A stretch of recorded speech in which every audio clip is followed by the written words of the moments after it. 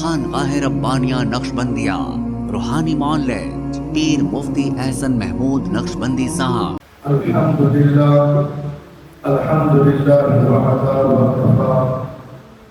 والصلاة والسلام علی من لا نبی بعدہ الذی بلغ الرسالہ وأدى الأمانة ونصح الأمة وكشف به الغمة وجاهد في سبيل الله حق جهاده حتى أتاه اليقين وصلوات الله وسلامه أما بعد۔ انتہائی واجب الاحترام سامعین و سامعات، ذوالقعدہ کا مہینہ شروع ہو چکا ہے۔ اللہ تبارک و تعالی نے عبادت کی ایک عجیب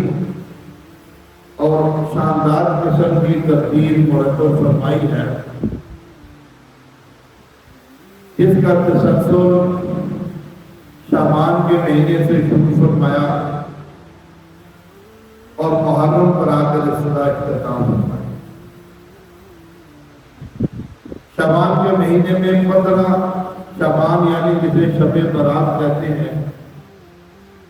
شب برات کی رات عطا فرمائی، اس کی عبادت پر اجر کا وعدہ فرمایا، مغفرت کا وعدہ فرمایا، اور ایسے ہی شعبان کے بعد رمضان المبارک کا مہینہ عطا فرمایا، جس کی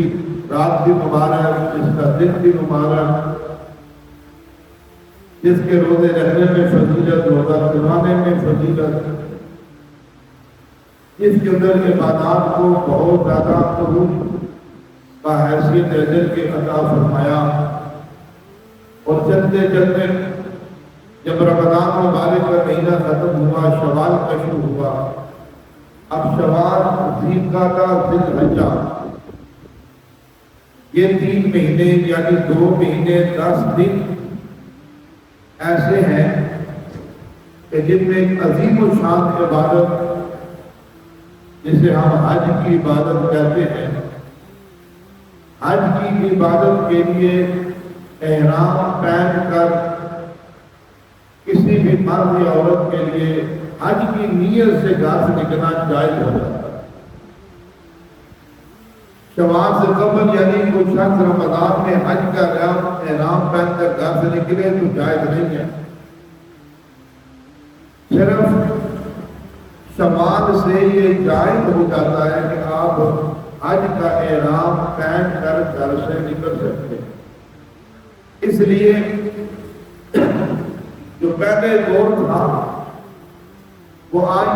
کے دور کی طرح کا نہیں تھا کہ مہینوں کا سفر چند گھنٹوں میں کر لیتے، وہ مہینے 2 مہینے لگ جاتے تھے حرم کے اندر پہنچتے۔ اس وجہ سے شریعت نے اس بات کی اجازت دی تھی کہ آپ حج کا احرام شوال سے پہن سکتے ہیں، وگرنہ آج کے دور میں تو اللہ نے بڑی سہولت کا کام فرما دی، آج کے دور میں تو اس کا کوئی مسئلہ نہیں ہے۔ تو اسی طرح محرم کا، شوال کا مہینہ، ذوالقعدہ، ذوالحجہ، اس پر جا کر یہ ایک عبادت کا جو تسلسل شعبان سے چلتا ہوا آ رہا تھا، یہاں پر آ کر ختم ہوتا ہے۔ تو پھر محرم کا مہینہ آیا، محرم کے بھی یعنی 10 تاریخ کو روزہ رکھنے کو باعث اجر اور اس پر مغفرت کا وعدہ، ثواب کا وعدہ فرمایا۔ تو یہ اللہ پاک کی طرف سے اللہ کے بندوں پر یہ خصوصی انعام ہے جو اللہ کے شان اپنے بندوں کو عطا فرماتے ہیں، انعام اپنے بندوں کو عطا فرماتے ہیں، عبادات پہ اجر دیتے ہیں۔ گویا کہ یوں کیا لیجیے زندگی بھر کی خطاؤں کو معاف کروانے کے مواقع اللہ پاک عطا فرماتے ہیں۔ جیسے رمضان مبارک میں لیلۃ القدر کے بارے میں فرمایا، جو حضور پاک صلی اللہ علیہ وسلم فرماتے ہیں جس نے 5 راتوں کو زندہ کیا اللہ جل شانہ اس پہ جنت کو واجب کر دیتے ہیں، ان میں سے لیلۃ القدر کی بھی رات ہے۔ تو اللہ جل شانہ ہمیں کھائے پکائے گناہوں کی معافی کے، اپنی معصیت کو دلوانے کے اللہ رب العالمین ہمیں مواقع عطا فرماتے رہتے ہیں، اور بندہ ان مواقع سے فائدہ اٹھا کر کے اپنی زندگی بھر کی خطاؤں کو معاف کروا سکتا ہے۔ یاد رکھیے کہ اسی صورت میں ہو سکتا ہے جب ہم اللہ پاک سے اپنے گناہوں کو معاف کروائیں۔ جو نہ کروائے، جو اپنے گناہوں کی معافی نہ کروائے، وہ اس کی اپنی قسمت، لیکن اللہ جل شانہ صفت کریمی کے صدقے، صفت غفوریت کے صدقے ہمیں مواقع عطا فرماتے رہتے ہیں، بھائی یہ عبادت کر لو، یہ عمل کر لو، میں تمہیں معاف کر دوں۔ سامعین گرامی قدر،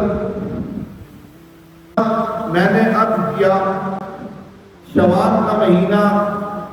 ذی القعدہ کا مہینہ اور ذی الحجہ کا مہینہ، یہ 3 مہینے اشہر حرم ان کو کہا جاتا ہے کہ گویا کہ قرآن نے کہا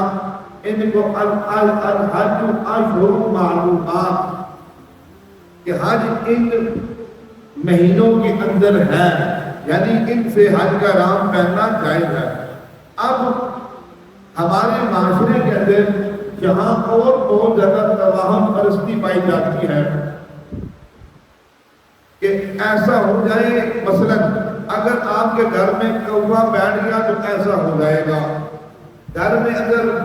بلی روتے ہوئے پائی گئی تو ایسا ہو جائے گا،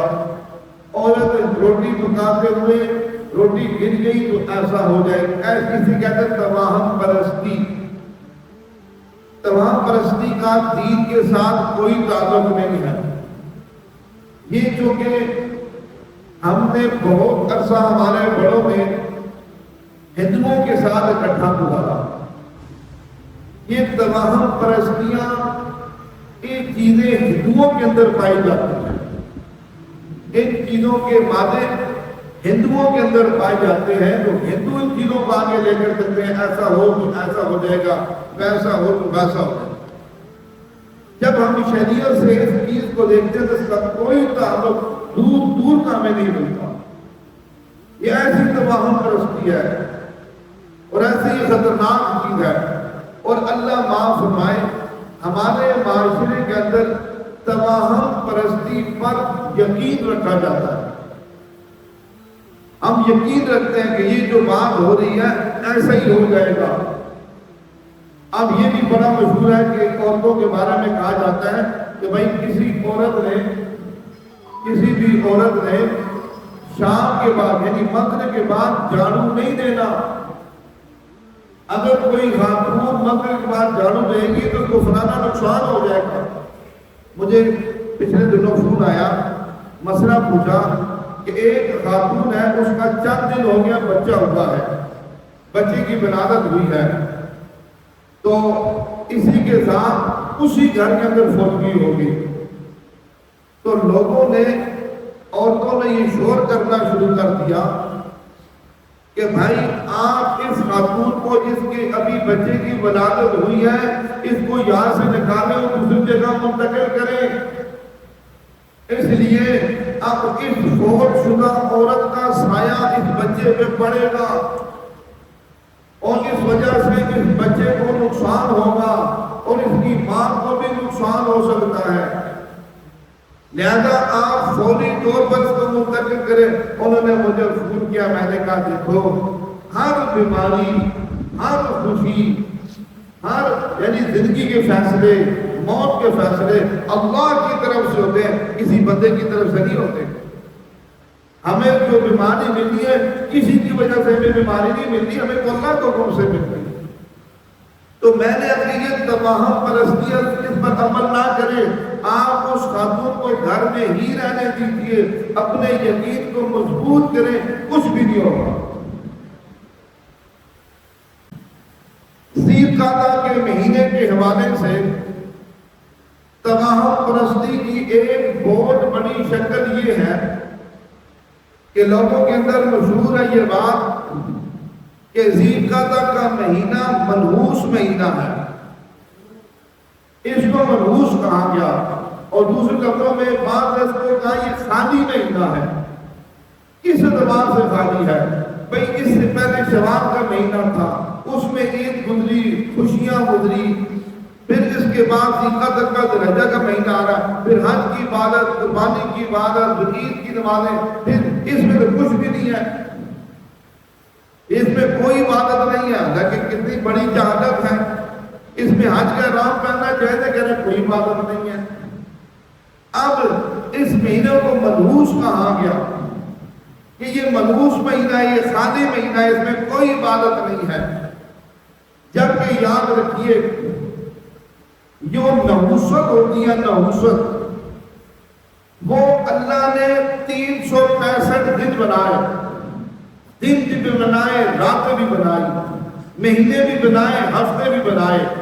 یاد رکھیے 365 دنوں میں سے کوئی منٹ ایسا نہیں، کوئی سیکنڈ ایسا نہیں، کوئی دن ایسا نہیں، کوئی مہینہ ایسا نہیں، کوئی ہفتہ ایسا نہیں، کوئی رات ایسی نہیں، کوئی وقت ایسا نہیں جس کو اللہ نے اپنی کتاب اللہ میں یا رسول پاک صلی اللہ علیہ وسلم نے احادیث نبویہ کے اندر منحوس کہا تھا۔ یہ نحوست ہے جس کے اندر آپ نے اثر سے عشاء تک یہ کام نہیں کرنا، بڑی نحوست ہو جائے گی،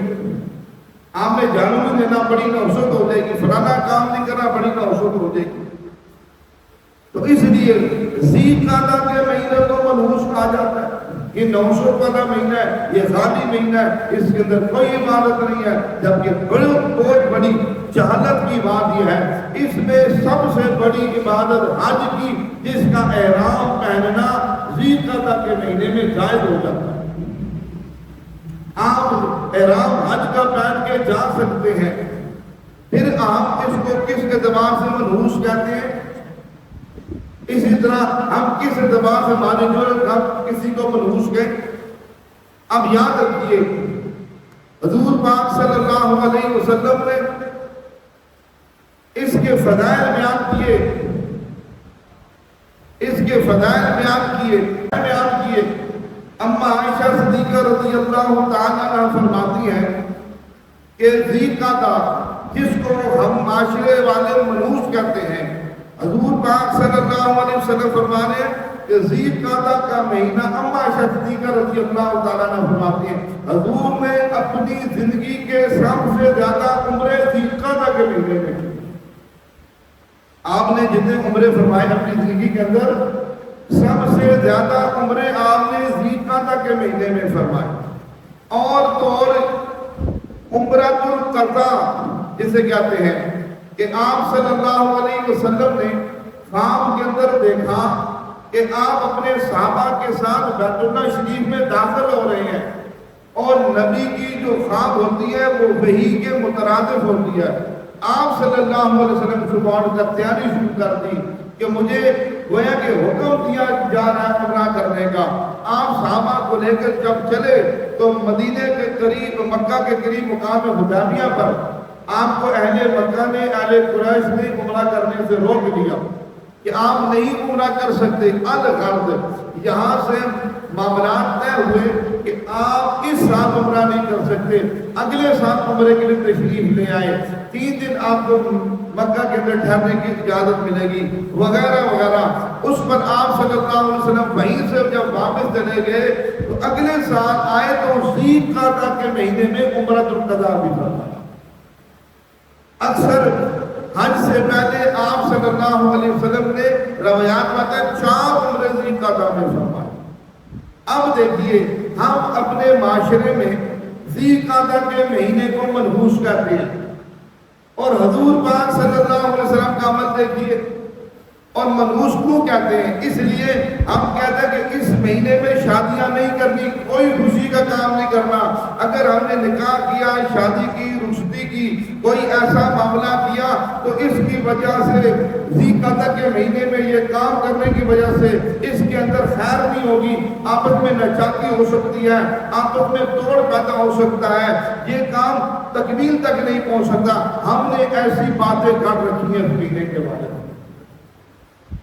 اپنی طرف سے ایجاد کرنا باتیں. اور جب کہ حضور پاک صلی اللہ علیہ وسلم کا عمل مبارک دیکھیے، آپ صلی اللہ علیہ وسلم اس مہینے میں عمرے فرما رہے ہیں، قرآن کہہ رہے اس مہینے میں حج کا احرام کرنا جائز ہے. اور ہمارے معاشرے میں جو توہم پرستیوں سے بھرا ہوا معاشرہ ہے، یہ کہہ رہا ہے کہ جناب یہ بڑی نوسط ہے، اس میں نکاح کرو گے، شادی کرو گے، نقصان ہو جائے گا، کوئی خوشی کا کام نہیں کرنا اس مہینے کے اندر، کوئی خیر کا کام نہیں کر، بڑا نقصان ہو جائے گا. اس لیے سب سے بنیادی طور پر میں اور آپ اپنے ذہنوں کو اس سے پاک کریں اور ایسی چیزوں کو اپنے ذہنوں سے نکال دیں. نکالنا اس لیے ضروری ہے کہ اس کے ساتھ اس کا تعلق نہیں ہے. اور جہاں تک تعلق ہے نحوست کا، پہلی بات میں نے عرض کی، اللہ پاک نے کسی چیز کے اندر نحوست نہیں رکھی، دن میں، رات میں، مہینوں میں، ہفتوں میں نحوست نہیں رکھی. اب آئیے نحوست رکھی کہاں ہے، نحوست کی جگہ کون سی ہے، ہمیں نحوست کہاں ملے گی، کون سا کام نحوست والا ہے. اب دیکھیے رحمت کائنات صلی اللہ علیہ وسلم فرماتے ہیں اگر کوئی شخص نماز نہیں پڑھتا، اس بے نمازی کی نحوست، یہ الفاظ حدیث پاک، اگر کوئی شخص نماز نہیں پڑھتا اس بے نمازی کی نحوست 40 دائیں طرف جو گھر ہے ان میں پڑتی ہے، 40 بائیں طرف گھروں میں پڑتی ہے، 40 سامنے جو گھروں میں پڑتی ہے، 40 جو پیچھے گھر ہے. گویا کہ اس ایک بے نمازی کی نحوست نماز نہ پڑھنے کی 160 گھروں تک جا رہی ہے. تو معلوم ہوا کہ نحوست کی جو جگہ ہے ہمیں اس جگہ کو پہچاننا چاہیے کہ جہاں نحوست رکھی ہے اس کو ہم چھوڑیں. نحوست نماز نہ پڑھنے میں ہے، اور سب سے بڑی نحوست کا مرکز گناہ ہے، اللہ پاک کی نافرمانی ہے، رسول پاک صلی اللہ تبارک و تعالی علیہ وسلم کے طریقوں کی خلاف ورزی ہے. جب میں اور آپ ہم اللہ کی نافرمانیاں کریں گے، حضور کے طریقوں کی خلاف ورزیاں کریں گے، یہ سب سے بڑی نحوست ہمارے پہ پڑے گی. آپ نے سنا ہوگا حدیث پاک میں آتا ہے جو نماز نہیں پڑھتا اس کے چہرے سے صلح کا نور اٹھا دیا جاتا ہے. پھر نحوست پڑی ہوتی ہے، 12 بجے ہوتے ہیں اس کے اوپر کوئی خوشی کا اثرات نہیں، کوئی اطمینان کا اثرات نہیں، بالکل نحوست پڑی ہوتی ہے، کام اس سے کوئی نہیں ہوتا، تو کرے تو بھی خراب کر دیتا ہے. تو اس لیے یاد رکھیے، میں نے اور آپ نے کم از کم جو ہم یہاں پر موجود ہیں یا جو میری بات سن رہے ہیں، کم از کم ہم اس بات بارے میں اپنے ذہنوں کو صاف کر لیں، دماغوں کو فریش کر لیں اور اپنے علم کے اندر اس بات کو لے کر آئیں اور اس کو اپنے عمل میں لائیں کہ نحوست اللہ نے کسی مہینے میں کسی دن میں نہیں رکھی، نحوست گناہوں کے اندر رکھی ہے، نافرمانیوں کے اندر رکھی ہے، ایسی نحوست رکھی ہے. اللہ قرآن میں فرماتے ہیں وَمَنْ أَعْرَضَ عَنْ ذِكْرِي فَإِنَّ لَهُ مَعِيشَةً ضَنْكًا وَنَحْشُرُهُ يَوْمَ الْقِيَامَةِ أَعْمَى. اللہ پاک اعلان فرماتے ہیں اگر تم میرے احکامات کو توڑو گے، میرے پیغمبر کائنات صلی اللہ علیہ وسلم کے طریقوں کے خلاف زندگی گزارو گے، میں رب تمہارا جینا حرام کر کے رکھ دوں گا، تمہاری معیشت کو تنگ کر دوں گا، اور جب قیامت کے دن تمہیں ڈھونگا گا تو اندھا ڈھونگا. یہ بندہ جس کو رب اندھا اٹھائیں گے، رب کی عدالت میں فریاد کرے گا اے اللہ تو نے مجھے کیوں اندھا اٹھایا، میں تو آنکھوں والا تھا، میری آنکھیں تھی، میں دیکھتا تھا، آج آپ نے مجھے اندھا اٹھا دیا، اس کی کیا وجہ ہے؟ رب اعلان کرتے ہیں ہم نے آنکھیں تمہیں دی تاکہ میری قدرت کے شاہکار کو دے کر مجھے پہچانو، میری عظمت تمہارے دل میں ہو، میری بڑائی تمہارے دل میں اترے کہ رب نے کیسے بڑے آسمانوں کو بلند کر دیا، کیسے زمینوں کو بچھا دیا، کیسے پہاڑوں کو گاڑ دیا، رب نے کیسے سمندروں کو چلا دیا، کیسے کائنات کے نظام کو رب نے اپنی قدرت سے بنا دیا. میں نے تو اس لیے تمہیں آنکھیں دی تھی، تم میری کائنات کے شاہکار کو دیکھ کر مجھے پہچانو، میری بڑائی تمہارے دل میں اترے، میری عظمت تمہارے دل میں اترے، میری وحدانیت تمہارے دل میں اترے۔ سب کچھ کے ہوتے ہوئے بھی تم نے مجھے نہیں پہچانا، تم نے آنکھوں سے اندھوں والا کام لیا ہے، ہم نے بھی تمہیں اندھا کر دیا۔ سامعین گرامی قدر، ہم جس غلط رخ پر چل چکے ہیں، دیکھیں ہر ایک چاہتا ہے باہر تبدیلی آئے، حکومت میں تبدیلی آئے، معاملات میں تبدیلی آئے، چیزوں میں تبدیلی آئے، پیٹرول میں، ہر چیز میں ہم باہر چاہتے ہیں، باہر تبدیلی آئے، ہم باہر کو بدلنا چاہتے ہیں۔ قرآن کہتے ہیں کہ قد افلح من زکا وقد خاب من دسا۔ قرآن کہتا ہے جس نے اندر سے تبدیلی لائی، اندر کی پاکی کی، ہم اس کو کامیاب کریں گے، جس نے اندر کو ناپاک کیا ہم اس کو برباد کریں گے۔ تو اس لیے ہم اپنے اندر تبدیلیاں لائیں، اپنے اندر تبدیلیاں لانے کی محنت کریں، اس کی فکر کریں کہ میرے اندر میں کیسے بدل جاؤں، میرے اندر اللہ کا خوف پیدا ہو جائے، میرے اندر تقوی پیدا ہو جائے، میرے اندر خشیت پیدا ہو جائے، میں ایسا بن جاؤں کہ اللہ کے احکامات کی عظمت کو پہچاننے والا بن جاؤں، رسول کریم صلی اللہ علیہ وسلم کی مبارک زندگی کی عظمت میرے دل میں ہو، میں اپنے آپ کو ایسا بناؤں۔ تو جب میں اور آپ نیت کریں گے اپنے آپ کو بدلنے کی، تو پھر تو ہم بدل جائیں گے۔ اگر ہم باہر کے چیزوں کو بدلنے کی کوشش کریں گے، معاشرے کو بدلنے کی کوشش کریں گے، خود ویسے کے ویسے رہیں گے۔ اگر کوئی صاحب، جیسے ایک ہمارے دور میں وزیر اعظم تھے، انہوں نے کہا تھا کہ میں اسلامی نظام لاؤں گا، میں اسلامی نظام لاؤں گا، تو کسی نے کہا کہ پہلے اپنے 6 فٹ پر تو اسلامی نظام لاؤں گا۔ اپنا جو 6 فٹ کا اللہ نے بدن دیا ہے، اس کو جو اسلامی نظام سے بیانور کرو، اس کے اندر کوئی تبدیلی لاؤ، کوئی ٹوپی سر پہ پہنو، کوئی شکل اسلام والی بناؤ، کوئی لباس اسلام والا، کوئی رہن سہن، پھر تو باہر لاؤ نا۔ تم اپنے آپ کی ذات میں تبدیلی نہیں لانا چاہتے تو ملک کے اندر کیسے تبدیلی لاؤ گے؟ تو ہم بھی اسی چکر میں کہ وہ بدل جائے، وہ بدل جائے، میں نہ بدلوں، میں جیسے ہوں ویسے رہوں۔ اس لیے سامعین گرامی قدر، مجھے آپ کو اپنی ذات کے اعتبار سے ہمیں اپنے آپ کو بدلنا پڑے گا، میں آپ کو صحیح رخ پہ لانا پڑے گا، جس رخ پر لانے کا اللہ نے حکم دیا ہمیں، جس رخ پہ آنے کا حضور پاک صلی اللہ علیہ وسلم نے ہمیں حکم دیا کہ اللہ کے احکامات کی پاسداری، رحمت کائنات صلی اللہ علیہ وسلم کے طریقوں پہ پورا کرنا۔ جب میں اور آپ اپنی زندگی کو اس کے اوپر لائیں گے، وہ ہے کہ میری آپ کی زندگیاں بدلتی چلی جائیں گی۔ جب میں بدلوں گا تو پھر میں معاشرہ بدلنے والا بنوں گا۔ جب میرے اندر سے گناہ نکل جائیں گے، پھر معاشرے کے اندر سے گناہ نکالنے کی میں محنت کروں گا۔ آج کوئی بے نمازی کسی کو نماز کی دعوت دے سکتا ہے؟ بے نمازی ہم کہہ سکتے ہیں بھائی تم نماز جب پہلے خود تو پڑھ، خود نماز پڑھتے نہیں ہے تو مجھے نماز کی دعوت دے رہا ہے۔ کوئی گناہ میں لگا ہے، کسی کو کہہ سکتا ہے بھائی گناہ چھوڑ، وہ خود لگا ہے، کسی کو کیسے کہتے؟ اس لیے اگر ہم گناہوں کو چھڑوانا چاہتے ہیں پہلے خود چھوڑیں۔ ہم کسی کی زندگیوں کو بدلنا چاہتے ہیں پہلے اپنی زندگی کو بدلے۔ جب میری آپ کی زندگی بدلے گی، دوسروں کی زندگیاں بدلنا آسان ہو جائے گی۔ اللہ پاک کی بارگاہ میں دعائیں، اللہ جل شانہ ہم سب کو عمل کرنے کی توفیق نصیب فرما دے۔ وآخر دعوانا ہمارے ہاں جادو، جنات، بندش اور نظر بد کا شافی علاج قرآن و سنت کی روشنی میں کیا جاتا ہے۔